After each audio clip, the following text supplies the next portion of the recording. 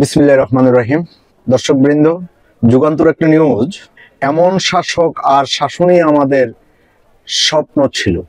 Press সচিব শফিকুল আলম তার ব্যক্তিগত ভেরিফাইড ফেসবুক অ্যাকাউন্টে এরকম একটি লেখা পোস্ট করেছেন, আর ওইটাই যুগান্তরে ছাপা হয়েছে। আমাদের এক উপদেষ্টাকে নিয়ে এক উপদেষ্টা এমন কাণ্ড করে বসলেন যে এটা ফেসবুকে শফিকুল আলম সাহেব ছাড়লেন এবং যুগান্তর নিউজ করলো। তা আসলেই দেখি কি এমন শাসক উনি, যে এটাই আমাদের স্বপ্ন ছিল, বাংলাদেশের মানুষের স্বপ্ন ছিল। এমন শাসক আর শাসনই আমাদের স্বপ্নময় ছিল।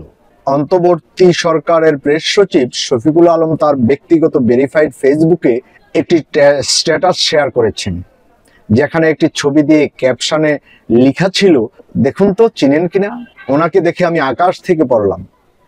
এত সাদামাটা আসলেন, জুতা হাতে নিয়ে অজু করতে গেলেন, আশেপাশে কেউ নেই। স্বরাষ্ট্র মন্ত্রণালয়ের মতো এত গুরুত্বপূর্ণ একটা জায়গার উপদেষ্টা, কোনো হই হুল্লোড় নেই, মানে উনি যে এখানে আসছেন আলাদা কোনো উত্তেজনা নেই।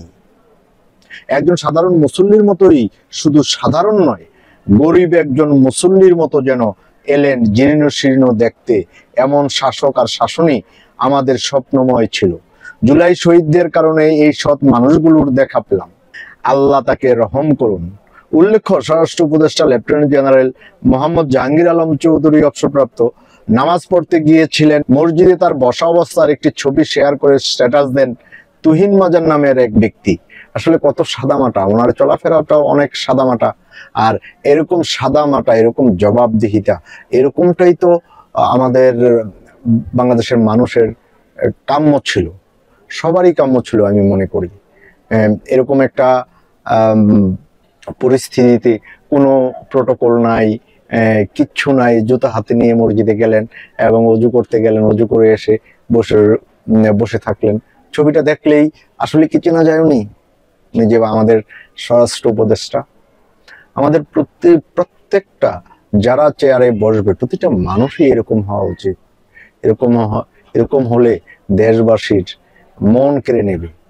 কাজকর্মের সাথে সাথে তাদের চাল চলন বলন এরকমই হওয়া উচিত। এটা যে জনগণের যে সেবক, ওইটা তার কাজে কর্মে ফুটে তোলা উচিত। অনেক ভালো লাগলো ওনার ছবিটা, পোস্টটা দেখে। দর্শকবৃন্দ, ভালো থাকবেন। আজ এই পর্যন্তই। আল্লাহ হাফিজ।